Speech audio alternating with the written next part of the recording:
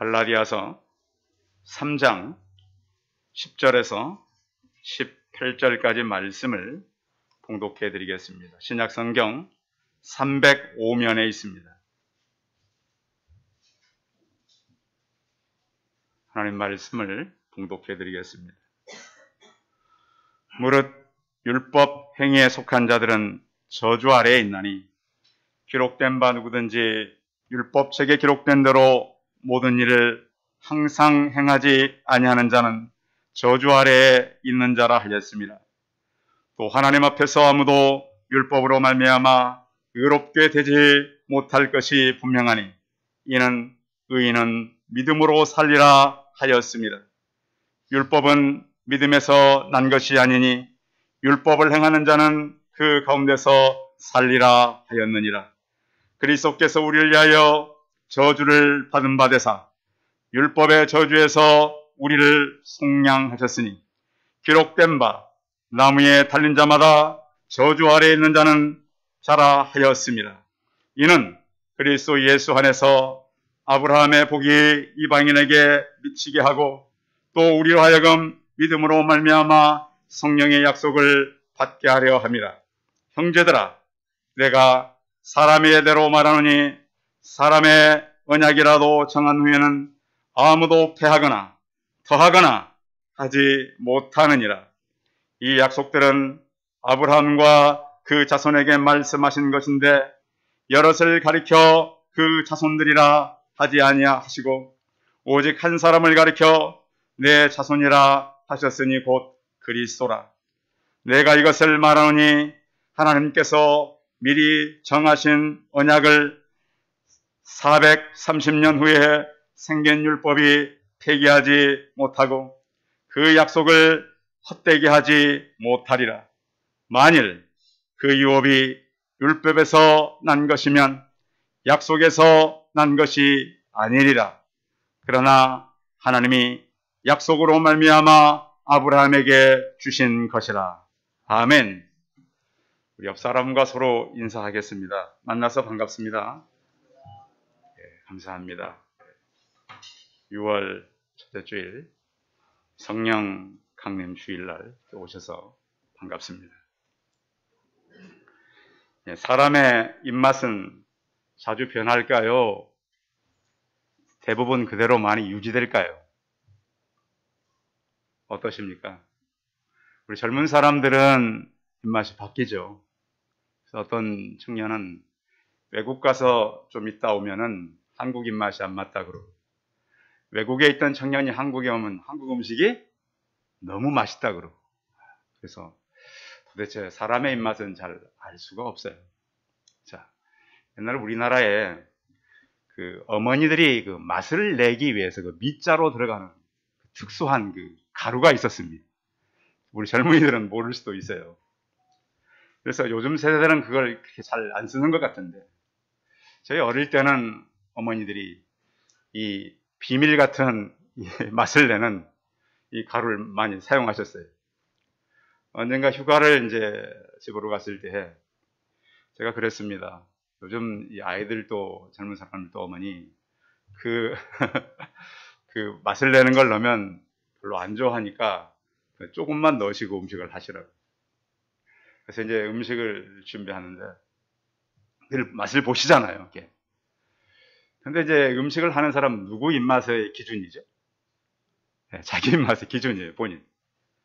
그래서 아마 이게 아들 가져오기 왔다고 했는데 좀 입맛에 안 드셨는지, 저는 못 봤어요. 뭘 넣었는지, 밀가루를 넣었는지, 설탕을 넣었는지. 근데 누군가 보니까 그거 같더래요. 사람의 입맛이라고 하는 것은 바꾸기가 참 어려워요. 그래서 어르신들 이렇게 가정에 가서 식사를 해보면 어르신들이 드시던 그 음식, 또 요즘 젊은 사람들이 하는 음식도 많이 다르죠. 그래서 요즘 퓨전 음식들을 많이 먹고 그러니까 좀 이렇게 입맛들이 다른데, 유대인들과 율법은 너무 오랜 시간을 같이 지냈어요. 한 국가가 한 법을 1500년 이상 지키고 있다면 이걸 바꿀 수 있을까요? 한 나라가 1500년 유지된 나라도 거의 드물어요. 지구상에 보면. 그런데 한 법을 이 유대인들은 1500년 이상 계속 지키고 왔는데 거의 바로 율법이라고 하는 거예요. 그래서 바울이 아무리 복음이 옳고 바르다고 말해도 이 유대인들, 히브리 사람들은 그들의 생각을 바꿔가지 않는 거예요. 그래서 유대인들의 법과 제도는 너무 탄탄했어요. 오죽하면 모세 오경을 통해서 613가지를 뽑아가지고 하라, 말라를 철저하게 시켰던 사람이에요. 역사적으로 이것도 굉장히 오래됐고, 이 사람들은 로마 군대가 와서 전쟁을 해도요, 여전히 제사를 드렸습니다. 요세푸스의 유대인 전쟁사를 읽어보면 로마 군인들이 칼로 무장하고 와서 죽이는데도 눈 하나 깜빡하지 않고 제사를 드립니다. 대단한 사람들. 도대체 이 사람들은 어떻게 된 사람들이길래 사람들이 죽어가도 제사를 드리는가? 그래서 로마가 항상 승리하는 날은 안식일이었습니다. 안식일은 제사를 지내니까 다 모여있고, 그럼 들어가서 모든 유대인들이 다 떼죽음을 당하는 거예요. 그래서 로마가 계속 이긴 겁니다. 이렇게 지켜온 이 유대인들의 율법, 이것을 바울이 오직 의인은 믿음으로 말미암아 살리라, 피를 토하는 설교를 하고 아무리 논리적으로 얘기를 해도 사람들이 잘 바뀌어가지가 않는 거예요. 근데 사람이 쉽게 변하지는 않죠. 그러나 저는 사람의 영혼 안에 성령이 임하시면 변하는 줄 믿으시기 바랍니다. 성령의 역사는 사람을 바꿉니다. 그렇게 철저하게 율법을 지켰던 히브리 유대인들도 성령이 임하자 그들은 변화되고 바뀌기 시작했습니다. 그래서 오늘은 저희가 이 유대인들이 지켰던 율법에서 믿음으로 가야 되는 우리의 상황, 그리고 바울은 이 율법에 철저하게 젖어 있는 그들을 생명의 성령의 법으로, 그러니까 율법과 성령의 생명의 법은 전혀 다른 거예요. 예를 들면 이겁니다. 아이들이 공부를 잘 안 하면 부모들이 무슨 일을 애들에게 하냐면 이번에 1등 하면 뭘 사준다 그래요. 해보셨어요, 엄마들? 네? 그러잖아요. 애를 공부는 시켜야 되겠고 애는 하기 싫어. 그러나 애들이 혹시 못하더라도 절대 실망하지 마십시오. 원래 우리가 못했기 때문에 애들도 못하는 거예요. 부모가 그런 얘기 합니다. 이번에 1등 하면 요즘 같으면 이제 태블릿 PC 비싼 건데 이거 사줄게. 그럼 애들이 그거 굉장히 값 나가는 건데 받기 위해서 어떻게 해요? 공부를 열심히 합니다. 오직 목표는 받기 위해서. 밖에 나가 놀지도 않고 잠도 막 줄이고 학교 갔다 오면 열심히, 결국은 1등을 해서 부모님이 태블릿 PC를 사줍니다. 그러면 이것은 선물일까요? 대가일까요? 뭐죠? 선물이에요? 대가예요? 대가죠. 열심히 공부해서, 내가 공부해서 1등 했으니까 이건 대가예요. 그런데 우리의 이 복음은, 예수 그리스도가 우리에게 온 것은 하나님의 선물이에요. 자, 이 선물은 열심히 우리가 뭘 해서 얻는 게 선물이 아니에요. 내가 교회 열심히 다니고 봉사하고 하나님의 것을 구별하여서 드리고 그래서 받았다면 대가죠. 선물은 철저하게 하나님의 노력 때문에 우리는 그냥 공짜로 얻는 것이 바로 선물입니다. 이제 선물이라고 하는 표현이 가장 잘 된 표현이 예수님께서 십자가에서 다 이루었다 이 말입니다. 다 이루었다 이 말은 어떤 의미를 갖고 있냐면 물건값을 다 치루었다 이 말입니다. 우리 요즘 누구나 시장을 안 가는 사람들이 없죠. 다 마트도 가고 요즘 가보면 큰 마트에 가보면 남자분들도 혼자 오셔서 이렇게 끌고 다니면서 물건 사시는 분들이 많아요. 모르겠어요. 아내가 그 남편을 많이 부려먹는 건지 아니면 남편들이 알아서 나오는 건지는 모르겠지만 저는 아내랑 주로 많이 가거든요. 같이 끌고 이제 뭐 잘못 끈다고 혼도 나고 빨리빨리 안 오면 나는 막 화도 나는데 거긴 항상 여유가 있어요. 같이 가면 그래서 아마 혼자 오시는 줄도 모르겠어요. 혼자 하면 빨리빨리 끝내니까. 그런데 언제나 물건값을 치를 때는 다 내려놔야 되잖아요. 그렇죠. 내려놓고 계산을 하고. 그래서 그걸 다 치러야만이 밖으로 나올 수가 있습니다. 이 다 이루었다 이 말은 혹 우리가 세금 고지서를 받았거나 다른 사람에게 빚을 얻은 게 있다면 그 모든 것이 지불이 완료되었다 이 표현이에요. 그런데 놀라운 것은 이 지불이 완료되었다는 표현이 신앙의 기초입니다.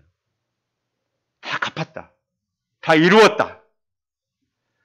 그래서 이 믿음이라고 하는 것은 다 깨닫고 고백하는 것이 아니라 고백해서 생기는 것이 믿음입니다. 그 예수님께서 만나면 물어보잖아요. 내가 믿느냐라. 왜?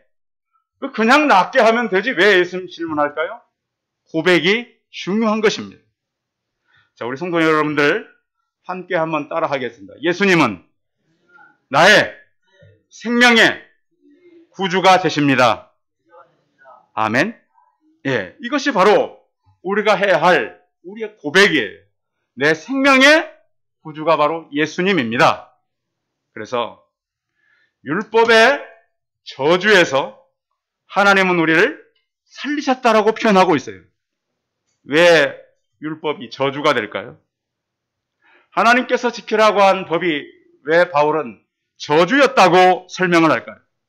그런데 이 율법의 저주에서 하나님은 우리를 사랑하셨고 그 사랑하신 약속을 성취했고 그것으로 말미암아 우리가 믿음으로 살아갈 수가 있는데 그 믿음은 구약의 하바국을 통해서 로마서를 통해서 오늘 갈라디아서를 통해서 우리에게 설명하고 있어요. 그래서 오늘 본문은 사실 쉬운 본문은 아니에요.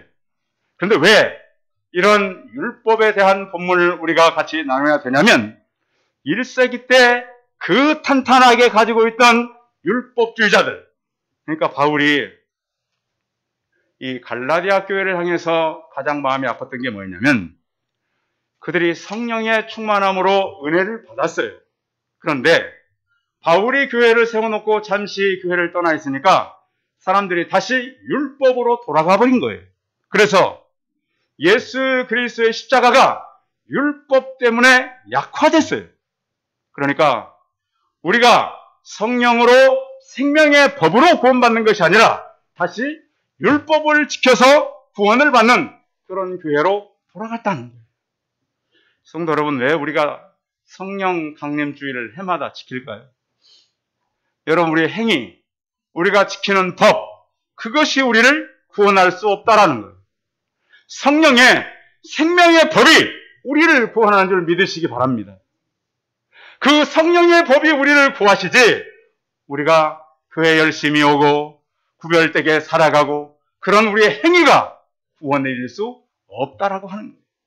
자, 그래서 갈라디아서 2장 16절에 보면 사람이 의롭게 되는 것은 율법의 행위로 말미암음이 아니라 오직 예수 그리스도를 믿음으로 말미암은 줄 알므로 우리도 그리스도 예수를 믿나니 이는 우리가 율법의 행위로서가 아니고 그리스도를 믿음으로써 의롭다함을 얻으려 함이라. 율법의 행위로서는 의롭다함을 얻을 육체가 없느니라. 그래서 바울이 철저하게 다시 율법으로 돌아가 버린 갈라디아 교회 성도를 향해서 다시 복음으로 가야 한다 이렇게 말하고 있습니다. 자, 그래서 그들은 원래는 성령의 종으로 살던 사람들이 다시 율법의 종으로 돌아간 거예요. 자, 한번 제가 질문하겠습니다. 여러분, 구원은 행위로 받습니까? 행위와 믿음으로 받습니까? 믿음으로 받습니까? 뭐로 받아요? 네, 맞습니다. 아멘. 구원은 오직 믿음으로 받는 거예요. 자꾸 행위를 더하고 믿음을 빼고 행위를 강조한다면 그것은 바른 믿음이 아니에요. 그래서 에베소서 2장 8절에 보면 너희가 그 은혜를 인하여 믿음으로 말미암아 구원을 받았으니 이것은 너희에게서 난 것이 아니요 하나님의 선물이라. 아멘. 그래서 우리는 우리의 공로가 전혀 없어요. 우리는 전적으로 타락했고 부패해 있었어요. 이 모든 것은 하나님의 노력이요 하나님의 의 때문에 우리가 의롭게 되었다는 거예요. 그래서 이것을 설명하기를 존 스토트 목사님이 이렇게 했어요. 율법은 우리의 어떤 성취를 요구한다. 지켜야 되잖아요. 율법은. 그런데 복음은 그리스도께서 성취한 일에 대한 믿음을 요구한다 그랬어요. 그래서 하나님의 성령의 법은 우리에게 믿음으로 어떻게 살 것인가를 늘 말씀하신다. 그래서 로마서 10장 10절에 보시면 사람이 마음에 믿어 의에 이르고 입으로 시인하여 구원을 받는다 그랬습니다. 요즘에도 이제 이 코로나 지나니까 결혼식들 이제 많이 하는데요. 전에는 여름에는 잘 안 했는데 요즘엔 여름에도 결혼식을 많이 하더라고요. 그래서 여러분 결혼할 때 신랑 신부에게 가장 중요한 건 뭘까요? 집일까요? 요즘에 신랑들 물론 이제 신랑들이 쉽지 않으니까 신부들로 같이 준비하는 사람도 많던데 그 두 사람에게 있어서 가장 중요한 것이 뭘까요? 어떤 사람들은 뭐 서로 예물 보러 갔다가 싸워서 그만두자. 그래서 헤어지는 사람 커플도 있죠. 그런가 하면 어떤 사람은 드레스 고르러 갔다가 어떤 사람은 무슨 하객, 양가 예단 쪽이 가장 문제가 심각하죠. 그렇죠? 그래서 결혼은 두 사람이 아니라 요즘엔 6사람이 하는 거라 그러잖아요. 그래서 이런 문제 때문에 참 힘든 그런 과정들이 많이 생겨요. 그런데 많은 분들이 그런 얘기를 합니다. 결혼에서 가장 중요한 것은 신랑과 신부의 고백이라는 거예요. 뭐 한다고요? 사랑한다고. 이 고백은 굉장히 짧아요. 그런데 이 고백은 결국은 그들이 살아있는 동안 평생을 서로 의지하고 신뢰하고 좋을 때나 안 좋을 때나 같이 살아가겠다고 하는 고백 아니겠습니까? 짧지만 이 고백은 두 사람에게 있어서 너무 중요한 거예요. 우리 결혼하신 분들 그 고백 다 받으셨습니까? 네? 고백은 그렇게 중요해요. 예수님께서요, 가이사라 지방에 가셔가지고 제자들에게 물어봤습니다. 사람들이 나를 누구라고 불러? 제자들이 그랬습니다. 사람들이 예수님을 세례 요한이라고도 부르고요. 엘리야라고도 부르고요. 예레미야나 선지자 중 한 사람이라고 부릅니다. 예수님이 그래요. 그러면 너희들은 나를 뭐라고 불러? 베드로가 얘기합니다. 주는 그리스도시요 살아계신 하나님의 아들이시니이다. 바요나 시모나 내가 복이 있도다. 내가 이것을 알게 하냐는 하나님께서 알게 하신 것이라고 칭찬하고 내가 이 반석 위에 내 교회를 세우겠다라고 말씀합니다. 그 반석이 뭐죠? 주는 그리스도시요 살아계신 하나님의 아들이시니이다. 이 예수 그리스도는 나의 생명의 주라고 하는 이 고백기에 우리는 율법의 저주에서 구원의 사람들로 바뀌신 줄 믿으시기 바랍니다.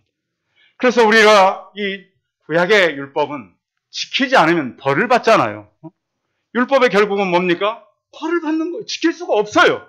그래서 벌을 더하게 하고 벌을 알게 하고 결국 율법을 지켜서는 구원에 이를 수가 없습니다. 그런데 예수 그리스도를 보내셔서 이 저주에서 우리를 구원케 하시는 사랑의 하나님이셨습니다. 자, 그래서 그럼 이 법이 어떻게 사람들에게 미칠까요? 14절 같이 읽어봐요. 오늘 본문 14절 시작. 이는 그리스도 예수 안에서 아브라함의 복이 이방인에게 미치게 하고 또 우리로 하여금 믿음으로 말미암아 성령의 약속을 받게 하려 함이라.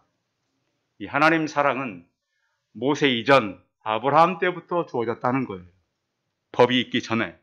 그래서 그러면 이 율법을 가장 우리에게 쉽게 설명한 성경의 부분이 바로 출애굽 사건이에요. 출애굽의 마지막 모든 애굽의 장자들이 죽을 때 하나님께서 이스라엘 백성들에게 요구한 것이 있었습니다. 양을 잡아서 문 설주와 임방에 무엇을 바르라고요? 양의 피를 바르라. 그리고 너희들은 다 어디 가 있으라? 그 집 안에 들어가 있어. 자, 만약에 그 전날 사람을 죽인 살인 강도가 그 방에 들어갔다면 살아날까요? 죽을까요? 네? 살아나요? 죽어요? 살아나요. 왜? 피를 바른 집이니까. 응? 이 피는 생명의 피예요. 그런데 바꾸어서 그 전날 지구 절반을 하나님께 드리겠다 헌신한 사람이 집 밖에 있었다. 구원 받을까요? 못 받을까요? 못 받아요. 피는 이렇게 중요한 것이라고 하는 것을 출애굽 사건을 통해서 우리에게 그림처럼 보여주셨어요. 성도 여러분, 우리가 살아가면서 우리가 어떤 하나님께 주시려고 하는 우리의 옳은 의의는 우리의 사람의 의의가 아니라 하나님의 피 때문이에요. 그래서 어린 양의 피는 바로 생명이요. 주님께서 오늘 바울을 통해서 그 저주 가운데 있는 우리를 어린 양의 피로 구원하셨다라고 말씀하고 있는 것입니다. 그래서 예수님을 통해서 우리에게 주신 생명의 피가 우리를 구원하시고 이 구약의 모든 것은 오실 자의 바로 그림자와 같은 것입니다. 그림자에는 반드시 실체가 있죠. 구약은 모든 것의 그림자예요. 그래서 실체이신 예수 그리스도가 오셨어요. 그러면 그림자는 더 이상 필요한 거예요? 안 한 거예요? 안 한 거예요. 그 예수 그리스도를 붙들면 되는 거예요. 그분께서 십자가에 못 박히시고 그분의 영이신 성령이 오셨어요. 그 성령과 더불어 살아가시기 바랍니다. 제가 청년회 때 많은 은혜를 받는 장소를 다녔어요. 여러분 그런 데 있잖아요. 어디 가면 막 사람들이 모여서 찬송하고 은혜를 누리고. 근데 중요한 것은 그 집회를 끝나고 집으로 오면 어때요? 여전히 그 전과 똑같아요. 그래서 하나님께 제게 주신 지혜는 뭐냐면 말씀을 읽어라. 말씀을 읽어라. 이 시대에 왜 믿는 성도들이 저렇게 힘이 없고 낙심하고 좌절하고 넘어집니까? 성도 여러분, 생명의 말씀을 통해서 그 안에 살아계시는 예수 그리스도의 영이신 성령님을 만나시기 바랍니다. 지금도 똑같아요. 그 하나님의 역사는 지금도 나타나요. 치유와 회복과 사람들이 바뀌어가고 있어요. 그 역사를 하나님께서 이미 그림자로서 나타났고 실체이신 예수 그리스도가 오셨고 그 저주의 소리를 속량하셔서 하나님의 복이 아브라함을 통해서 온 이방에 미치게 하였다는 거예요. 자, 그래서 그러면 이 약속의 근거가 어떻게 우리에게 나타났는가? 이게 중요한 겁니다. 자, 18절 같이 읽어봅니다. 오늘 본문 마지막 절 18절 시작. 약속에서 난 것이 아니리라. 그러나 하나님의 약속으로 말미암아 아브라함에게 주신 것이라. 자, 아브라함에게 주신 약속이 어떻게 성취되었을까요? 의인은 믿음으로 산다라고 하는 표현이 있는 것이 하바국서에 있습니다. 우리가 추수감사절 때면 하바국 얘기를 많이 듣는데요. 하바국서는 이 하바국이 보니까 불의한 사람들, 바벨론 사람들을 통해서 선한 이스라엘 사람들을 하나님께서 붙잡아가고 그들을 비참하게 와서 죽이는 거예요. 그래서 하나님, 언제까지 하나님 보고만 계실 겁니까? 하나님 언제까지 기다려야 합니까? 이렇게 하바국이 물어봅니다. 그런데 하나님께서 이렇게 대답합니다. 보라, 그 마음은 교만하며 속에서 정직하지 못하나 의인은 오직 믿음으로 살리라 함과 같으니라. 내가 너에게 약속한 것은 지체하지 아니하고 반드시 이루리라. 그런데 하박국이 듣는 것은 전쟁의 소문이에요. 전쟁이 지금 일어나고 적군들이 몰려온다는 거예요. 그 전쟁의 소식을 듣고 하박국이 이렇게 표현합니다. 창자가 흔들렸고 내 입술이 떨렸습니다. 환난 날을 기다림으로 썩이는 것이 내 뼈에 들어왔고 내 몸은 내 처소에서 떨립니다. 그 전쟁의 소식 때문에 너무 두려워진 거예요. 그런데 그가 눈에 보이는 것은 뭐냐? 무화과 나무가 무성치 못하고 포도야 나무에 열매가 없고 감람나무에 소출이 없고 밭에 먹을 것이 없으며 우리 양이 없으며 외양간에 소가 없을지라도 아무것도 없어요. 전쟁의 소식은 들려오고 있어요. 근데 하박국이 하나 본 거 있어요. 나는 여호와로 말미암아 즐거워요. 아무것도 없고 전쟁이 난다 그러지만 그 전쟁의 주관자가 하나님이라면 두려울 게 있어요, 없어요? 없어요. 아무것도 없게 하신 분이 하나님이라면 없다고 염려할 필요가 없어요. 왜? 하나님은 모든 것을 주실 수 있기 때문에. 그래서 이 하나님을 발견한 하박국이 오직 의인은 믿음으로 살리라. 그래서 그는 하나님을 찬송할 수 있었고 전쟁과 기근을 넘어서 다가오는 하나님의 능력을 볼 수가 있었던 거예요. 바울은 또 로마서를 통해서 우리에게 표현합니다. 로마서를 통해서 하나님의 사랑, 그 안에 있는 자, 결코 우리를 정죄하지 않으시는 살아계신 하나님에서 말씀을 하고 생명의 법이 죄와 사망의 법에서 우리를 해방하였음을 고백하고 있는 것입니다. 오늘 갈라디아를 통해서 우리에게 고백하는 건 뭐냐면 그 죄에서 우리를 해방하셨다라고 하는 겁니다.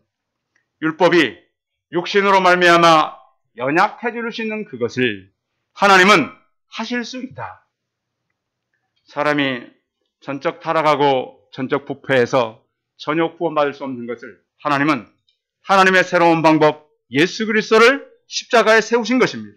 그래서 그 율법의 저주, 나무에 달린 자마다 저주를 받았다라고 하는 예수 그리스도를 통해서 우리를 살려내시고 또 하나님의 사랑으로 언약을 성취하여서 온 열방의 구원을 주셨고 이것을 믿는 것이 바로 우리가 믿음으로 사는 것입니다. 법이 아니라 하나님의 성령의 법이 우리를 살렸고 우리는 오직 예수 그리스도를 믿음으로 살아가는 하나님의 의인들이 다 되시기 바랍니다. 기도하겠습니다. 살아계신 하나님, 갈라디아서를 통해서 복음으로 왔다가 다시 율법으로 돌아가 버린 그들, 성령을 의지하고 하나님과 동행해야 될 그들이 다시 행위로 돌아가 버린 그들, 하나님, 우리가 다시 우리 신앙을 점검해 봅니다. 우리가 교회 밖에 있을 때 과연 하나님과 같이 동행했는지요? 우리가 법은 알고 있지만 성령의 역사를 경험하고 살아가는지, 성령 강림주일을 저희가 맞아서 예수 그리스도의 영이신 성령으로 저희가 충만케 하여 주옵소서. 우리의 성도들, 가정, 직장, 사업체 성령의 임재가 있게 하여 주옵시고 어떤 문제를 만난다 할지라도 그 문제 속에서 하나님의 임재를 경험하고 살아가는 믿음으로 사는 하나님의 백성들이 되게 하여 주옵소서. 주 예수 그리스도의 이름으로 기도하였습니다. 아멘. 광고 말씀 드리겠습니다. 예배 오신 성도들을 환영하고요. 계속해서 우리 유튜브를 통해서 수요예배, 금요예배, 새벽예배가 방송되고 있습니다. 바쁘신 분들은 여기 들어가셔서 참여하시면 감사하겠습니다. 또 이웃 전도와 우리 주변의 이웃들을 구원하는 것에 대해서 기도하고 한 마음으로 같이 동참해 주시면 감사하겠습니다. 찬송 539장 하신 후에 축도함으로 예배 마치겠습니다.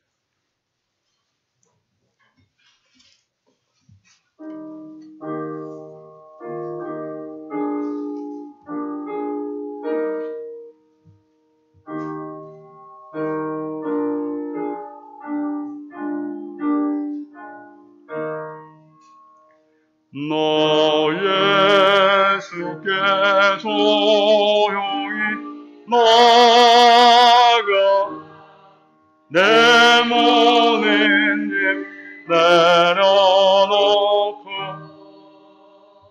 주 십자가 사랑을 믿어 성을 넣어드라. 주 예수께 조용히 나아가 내 마음을 쏟아놓으라. 내 은혜를 보시는 주님, 그는 은혜를 베푸시리. 주 예수의 은혜를 힘어 내 슬픔이 없어지리.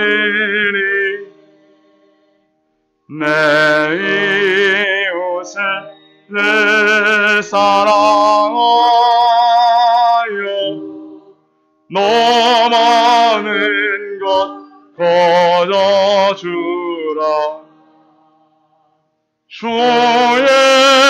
예수께 조용히 나아가 내 마음을 쏟아놓으라. 늘 은밀히 보시는 주님, 그는 은혜를 베푸시리. 주 예수를 친구로 삼아 늘 내 옆에 모시어라. 그 영원한 생명샘물에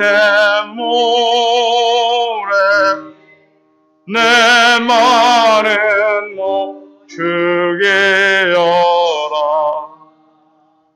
주 예수께 조용히 나아가 내 마음을 쏟아놓으라.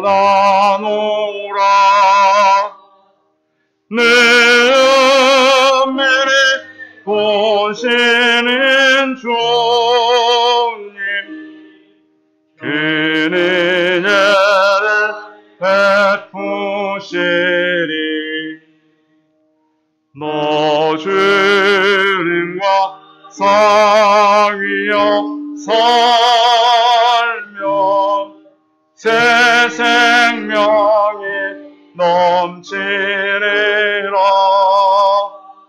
주 예수를 찾는 이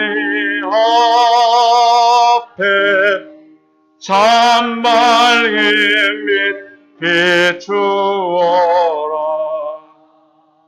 주 예수께 조용히 나아가 내 마음을 쏟아놓으라. 늘 은밀히 보시는 주님, 그는 은혜를 베푸시리. 기도하겠습니다. 이제는 우리 주 예수 그리스도의 은혜와 하나님 아버지의 무한하신 사랑과 성령의 교통하심이 우리의 행위가 아니라 예수 그리스도를 나의 생명의 주로 믿음으로 구원 얻는 그 믿음으로 살기를 소원하는 우리 성도들의 머리머리 이해와 이들의 가정과 어린 자녀들과 일터와 일하는 사업터 위에 이제로부터 영원토록 함께 있을지어다. 아멘.